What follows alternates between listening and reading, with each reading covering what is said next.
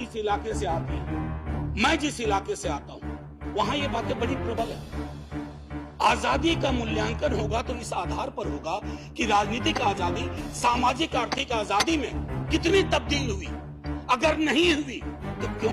मान लीजिए कि 65% लोगों ने आपको पिछली बार वोट नहीं किया सबको, पर मैं उस ज्वालामुखी को बनते देख रहा हूं। वो इसलिए बनते देख रहा हूं कि जब मैं देखता हूं कि बिहार के जातिगत सर्वेक्षण पे देश के सॉलिसिटर जनरल कोर्ट में खड़े हो जाते हैं, तो मैं देखता हूं ब्लॉक करने की कोशिश हो रही है। यह एस्पिरेशनल वर्ग है, पिछड़ों की बड़ी आबादी, उसके एस्पिरेशन को आप सोशल डेमोक्रेसी के नजरिए से देखें। जो बाबा साहब कहते थे 31 में आखिरी हुई, उसके बाद पाकिस्तान बांग्लादेश बना।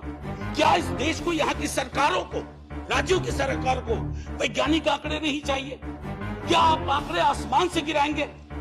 मैं समझता हूं आज के दिन ये भी हमें सुनिश्चित करना होगा कि हम इन आंकड़ों को लाएं, उसके आधार पर अपनी नीतियां तय करें। एक माननीय सभापति जी अंबेडकर साहब दो और चीज कह के गए, प्रिवेंटिंग टिरनी ऑफ मेजॉरिटी। मैं बार बार इस सदन में कह चुका हूं कि मेजॉरिटी बेहद आवश्यक चीज है। मेजॉरिटी के बिना सरकार नहीं चलती है, लेकिन मेजॉरिटी और मेजॉरिटेरियनिज्म में फर्क है।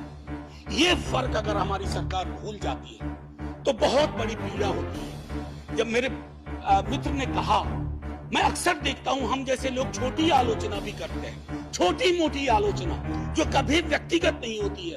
आप कहते हो कि पाकिस्तान चले जाओ, अरे कभी देखा भी हो कितनी जगह है वहां का भूगोल क्या है? इतने लोग नहीं हट पाएंगे। मान लीजिए कि 65% लोगों ने आपको पिछली बार वोट नहीं किया, सबको पाकिस्तान भेज दोगे? ऐसी कोई व्यवस्था होती है? यहीं मेलजुल से रहना है, यहीं मिलकर रहना है। और ये सारी चीजें मैं नहीं कह रहा हूं, खुद अंबेडकर साहब कह के गए थे। मैडम, आपकी तरफ से मैं एक और चीज, एक दो छोटी चीज कह करके, इस देश की एक बड़ी आबादी, सभापति महोदया, मैं आपका सभापति महोदया अभी बिल में 2 मिनट लूंगा, ज्यादा नहीं, आज पहली बार है, इतनी नजरिए नाज कर दीजिए। मैं सिर्फ इतना कहना चाहूंगा कि बेरोजगारी को लेकर हमारा दृष्टिकोण साफ होना चाहिए। सरकार में आप हो, हम हो, बेरोजगारी हम सबकी पॉलिटिक्स खत्म कर देगा।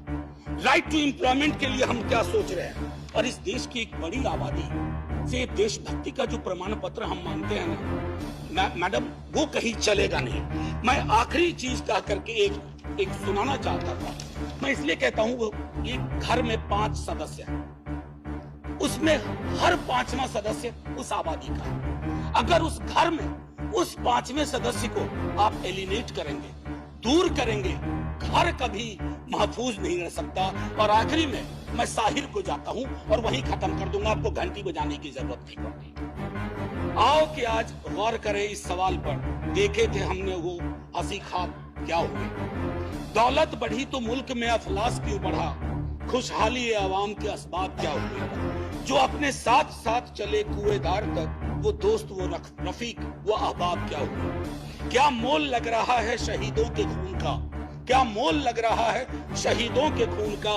मरते थे जिन पे हम, वो सजाए याब क्या हुए?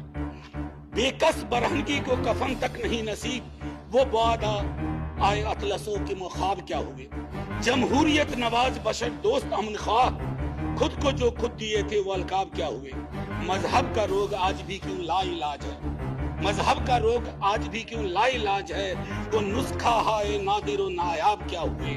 हर कूचा शोला जा रहे, हर शहर कत्लगाह, यकजहती या हयात के आदाब क्या हुए? सहराए तीरगी में भटकती है जिंदगी, उभरे थे जो उफक पे वो माताब क्या हुए? मुजरिम हूं अगर मैं तो गुनहगार तुम भी हो, मुजरिम हूं अगर मैं तो गुनहगार तुम भी हो, ए रहबराने कौम खताकार तुम भी हो। Jai Hind ma'am, and salute to all the freedom fighters. संविधान